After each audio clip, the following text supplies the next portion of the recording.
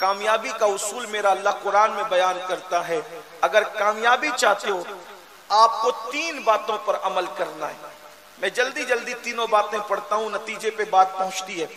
اللہ پاک ارشاد فرماتا ہے کامیاب، اور ایک بات یاد رکھنا، اللہ نے کہہ دیا کامیابی ہونی ہے، اگر شک کرو گے مسلمان نہیں رہ جاؤ گے۔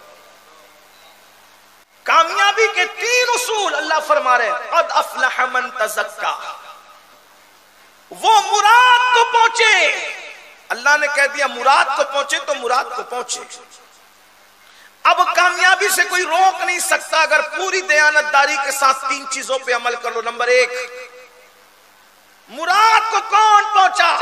من تزکا، جس نے اپنے دل کو گناہوں سے پاک کر لیا، گناہ کی محبت سے پاک کر لیا۔ پہلی منزل کامیاب لوگوں کی دل کو گناہوں کی محبت سے پاک کرنا، دل کو گناہوں سے محفوظ کرنا، یعنی جب گناہ دیکھو تو دل میں کرنے کا جذبہ پیدا نہ ہو، بلکہ گناہ کو دیکھ کر ہی انسان کے دل میں نفرت پیدا ہو، گناہ سے گھن پیدا ہو۔ دل کو گناہ کی محبت سے پاک کرنا یہ پہلی منزل ہے۔ اب تھوڑا ٹٹولے اپنے آپ میں، کیا ہم وہ لوگ ہیں؟ ہمیں تو ہر گناہ سے محبت ہے، ہمیں تو ہر گناہ سے پیار ہے۔ دیکھ لیجئے، فلموں سے لے کر کے گانے سننے تک، گانے سننے سے لے کر کے سود کے دھندے تک، سود کے دھندوں سے لے کر کے شراب اور نشے تک، شراب اور نشے سے لے کر غیبت، چغلی، حرام غذا، یہ ساری چیزوں سے انسان اس قدر اس میں ملوث ہوا کہ اب تو انسان گناہ کو گناہ سمجھتا ہی نہیں۔ پہلی منزل کامیاب لوگوں کی وہ ہے جو گناہ کی محبت سے اپنے دل کو پاک کرتے ہیں۔ ایک بات یہ بھی کہہ دوں، جب تک گناہ کی محبت دل میں ہوگی اس وقت تک ہم سچے عاشق رسول نہیں بن سکتے۔ اور ایک بات آپ کے سامنے یہ بھی واضح کر دی جائے کہ زنا، شراب، جوا، یہ سب تو گناہ کی محبت لوگوں کے دل میں ہے۔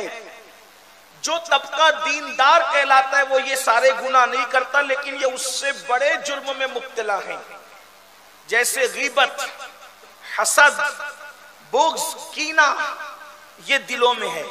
اب بتائیں، کرسی پر اگر پیشاب پڑا ہو تو کیا میں اس پہ بیٹھوں گا؟ آپ بیٹھیں گے؟ کوئی بیٹھے گا؟ جب ایک کرسی پیشاب سے بھری ہو تو اس میں میں اور آپ نہیں بیٹھتے، تو جو دل کینے سے بھرا ہو، حسد سے بھرا ہو، بغض سے بھرا ہو، بتائیں اس میں حضور کا عشق کیسے آ سکتا ہے؟ تو کہیں عشق کے نام پر ہم منافقت تو نہیں کر رہے؟ میرے جملے تلخ لگے تو معاف کرنا، جہاں حسد ہوگا وہاں عشق مصطفیٰ کیسے ہوگا؟ جہاں کسی مومن کے لیے دل میں کینہ ہوگا وہاں عشق مصطفیٰ دل میں کیسے ہوگا؟ مجھے حیرت ہے، عاشق رسول بغض اور کینے والا کیسے ہو سکتا ہے؟ ارے عاشقوں کا تو حال یہ ہے کہ عاشقوں کی توجہ تو شیطان کی طرف بھی نہیں جاتی، وہ شیطان کی طرف بھی کبھی متوجہ نہیں ہوتے۔ ایک مرتبہ رابعہ ادویہ سے کسی نے کہا، رابعہ اللہ کی اتنی عبادت کرتی ہے، تجھے شیطان کتنا ستاتا ہوگا؟ تو جواب دیتی ہے، کبھی خیال بھی اس کا نہیں آتا۔ کیوں؟ اس لیے کہ یار کی یاری سے فرصت نہیں ملتی، دشمن کے لیے وقت لائے کہاں سے؟ عاشق رسول کہلاتے ہو پھر غیبت کی گٹھلیاں لے کر بیٹھتے ہو، عاشق رسول کہلاتے ہو سگے بھائی سے حسد کرتے ہو، پڑوسیوں سے دل میں بغض اور کینہ رکھتے ہو، کامیاب نہیں ہو سکتے۔ عشق مصطفیٰ کا دل دادا کہلانا یا عاشق کہلانا آسان ہے، اور عاشق بن جانا مشکل ہے۔ بہت عاشق رسول کہلا چکے اب ذرا عاشق رسول بننے کی کوشش کرو. لیکن یہ بچوں کا کھیل نہیں ہے. پھر کہتا ہوں نمازی بننا آسان ہے, حاجی بننا, غازی بننا آسان ہے, شہید بننا بھی آسان ہے, عاشق رسول بننا آسان نہیں ہے. دوسروں کو دیکھنا تو دور کی بات ہے, اب یہ کان ایسی منحوس باتیں بھی سن کر تڑپ رہے ہیں کہ دیور کی نظر سے بھابی محفوظ نہیں ہے.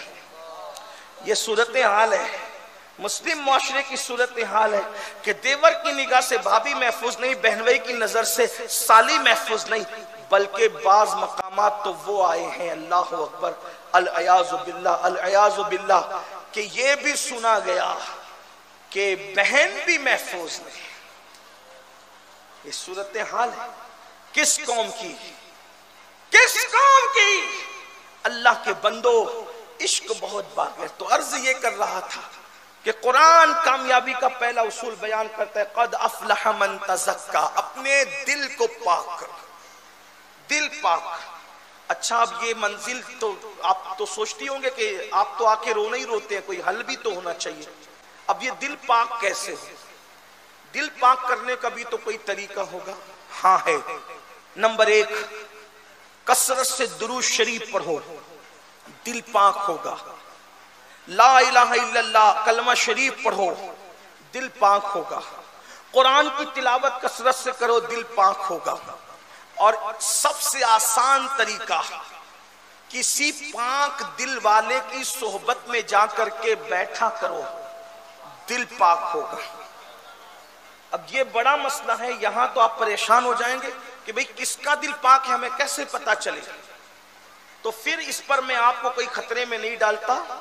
پھر یہ کہتا ہوں زمین کے اوپر جتنے پیار سب سے کرو, احترام سب کا کرو, عزت سب کی کرو, ہاتھ سب کے چومو, لیکن جا کے وہاں بیٹھو جو زمین کے اندر جا چکے ہیں, اس لیے کہ ان کا دل صاف ہونا یہ یقینی بات ہے.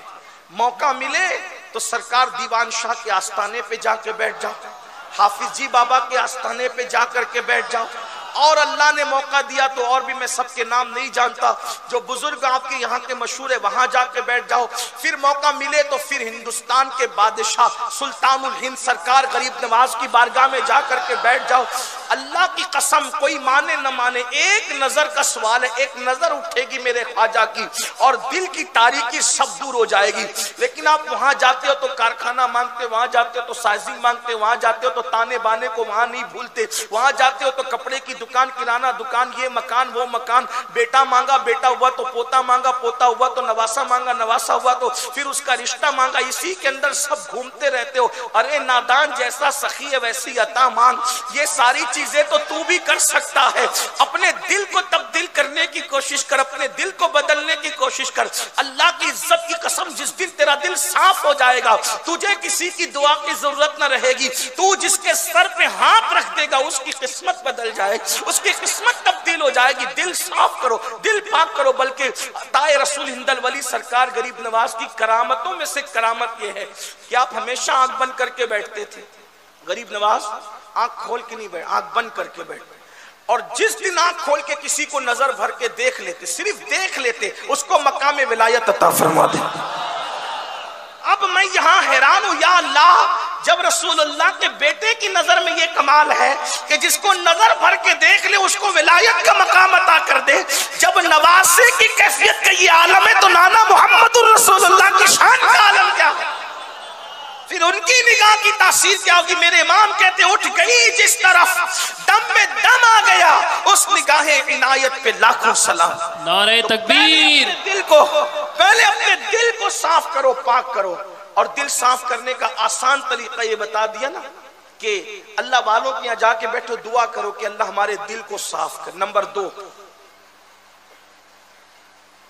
اللہ کا ذکر, وَذَكَرَ اسْمَ رَبِّهِ فَصَلَّى, ذکر اللہ کرو, خدا کا ذکر کرو.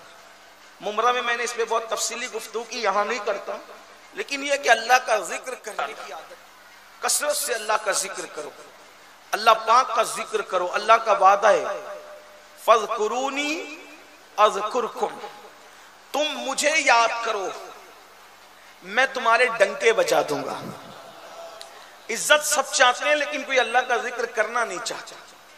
اور یہ جو اللہ والے تھے، صوفیہ تھے، یہ ہر وقت اللہ کا ذکر کرتے تھے. قرآن اللہ والوں کی شان بیان کرتا ہے، الذین یذکرون اللہ قیاما وقعودا وعلی جنوبہم، کہ یہ اللہ والے وہ ہیں کہ جب کھڑے ہوتے ہیں تو اللہ کا ذکر کرتے ہیں، یہ جب بیٹھے ہوتے ہیں تو بھی اللہ کا ذکر کرتے ہیں، یہ کروٹوں پہ لیٹتے ہیں تو بھی اللہ کا ذکر کرتے ہیں.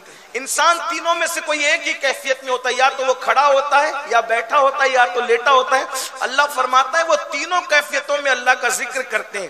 یاد رکھیں اللہ کا ذکر مثال کے طور پہ اللہ اللہ ہی کہہ دے، سبحان اللہ ہی کہہ دے، الحمدللہ ہی کہہ دے، اللہ اکبر ہی کہہ دے، لا الہ الا اللہ ہی کہہ دے، اللہ ہو ہی کہہ دے، یہ سب ذکر ہے، زبان سے کرتے رہیے. اللہ پاک فرماتا ہے میں تمہارے ڈنکے بجاؤں گا، تمہارے چرچے کروں گا. کبھی آپ نے سوچا، کبھی غور کیا، غریب نواز کے لیے، غوث پاک کے لیے، صابر پاک کے لیے، محبوب الہی کے لیے، قطب الدین بختیار کاکی کے لیے پوری تحریکیں بنی ان کو ختم کرنے کے لیے، ان کا ذکر ختم کرنے کے لیے، ان کے نام کے نعروں کے لیے 100 سال تک کے تنظیموں نے محنت کی. ان کو پرموٹ کرنے کے لیے محنت کسی نے نہیں کی. توجہ کرنا، گھر جا کر کے اس فلسفے کو سوچنا، ان ولیوں کو پرموٹ کرنے کے لیے کسی نے محنت نہیں کی، لیکن ان کو ختم کرنے کے لیے تحریکیں چلی. مفتی لوگ کھڑے ہوئے، یا غوث کہنا شرک ہے، یا خواجہ کا نعرہ لگانا شرک ہے، ان کے نام کی نیاز کرنا شرک ہے. مفتی فتویٰ دیتے دیتے مر گیا، اس کی ہڈیاں پگھل گئی، لیکن غریب نواز کے ماننے والے کم نہیں ہوتے، بڑھتے ہی جا رہے ہیں. پہلے عرس میں دیکھو کتنی تعداد ہوتی تھی، ابھی کتنی تعداد ہوتی ہے، آپ غور فرمائیں. اور اب سے پہلے جو ہمارے باپ دادا لوگ جاتے تھے کتنے لوگ جاتے تھے، ابھی کتنے جاتے ہیں. یعنی بڑھ رہا ہے معاملہ، کم نہیں ہو رہا ہے. کیوں؟ اللہ کا وعدہ ہے فَاذْكُرُونِي أَذْكُرْكُمْ، میرا ذکر کرو میں تمہارے چرچے کروں گا. ان لوگوں نے کیسے ذکر کیے؟ دریا کے کنارے بیٹھ کے اللہ کو یاد کیا، سمندروں میں اللہ کو یاد کیا، جنگلوں میں اللہ کو یاد کیا، پہاڑوں میں اللہ کو یاد کیا. لوگ غاروں میں گناہ کرنے جاتے، توجہ تو کریں، ان میں ہم میں فرق کیا ہے؟ لوگ غاروں میں گناہ کرنے جاتے، وہ غاروں میں چھپ کے خدا کا ذکر کرتے تھے. لوگ دریا کے کنارے زنا کرنے جاتے، وہ دریا کے کنارے خدا کا ذکر کرتے تھے. لوگ سمندر کے کنارے عیاشوں کے محل تعمیر کرتے، وہ سمندروں کے کنارے خدائے سمندر کو یاد کرتے تھے. اندازہ فرمائے پھر خدا نے ان کے ایسے ڈنکے بجا دیے کہ جب تک کہ چاند اور سورج نکلتے ڈوبتے رہیں گے، ان کا نام کبھی نہیں مٹ سکتا، کیونکہ جس نے ذکر بلند کیا ہے وہ ہمیشہ زندہ رہنے والا خدا ہے. ذکر کرو اللہ کا، آسان ہے ذکر. 2 نشانیاں ہو گئی، دل کو پاک کرو گناہ سے، ذکر کرو. اچھا ذکر کرو گے تو بھی دل پاک ہوگا. اور تیسری منزل اور آخری بات، تیسری منزل آخری بات کیا؟ فصلا، اور وہ نمازی بن گئے، نماز قائم کی. یہاں کر کے سب ڈھیلے پڑ جاتے ہیں. 95% لوگ مسلم امہ میں پوری دنیا میں نماز نہیں پڑھتے، 5% لوگ پڑھتے ہیں. پھر وہ لوگ بھی گھٹتے گھٹتے فجر کی نماز میں 1% سے بھی کم ہو جاتے، فجر میں نہیں آتے لوگ.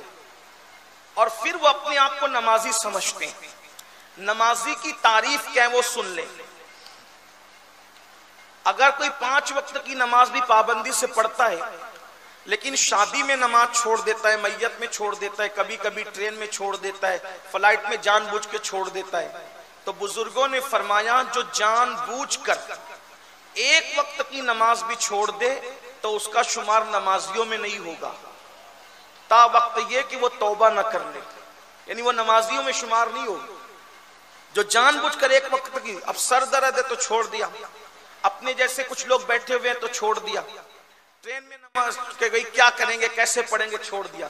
ہمارے مذہب میں یہ کھڑے ہو کے نہیں پڑھ سکتے، بیٹھ کے پڑھو، بیٹھ کے نہیں پڑھ سکتے، لیٹ کے پڑھو، اشارے سے پڑھو. نماز معاف نہیں ہے، نماز پڑھنا ہے. تو چونکہ 3 اصول ہے کامیابی کے، دل کو پاک کرنا، ذکر کرنا، نمازی بننا. 3 چیزوں پہ عمل کر لو، اللہ نے سند دی ہے، تم کامیاب ہو جاؤ گے، زمین کے اوپر بھی اور زمین کے نیچے بھی.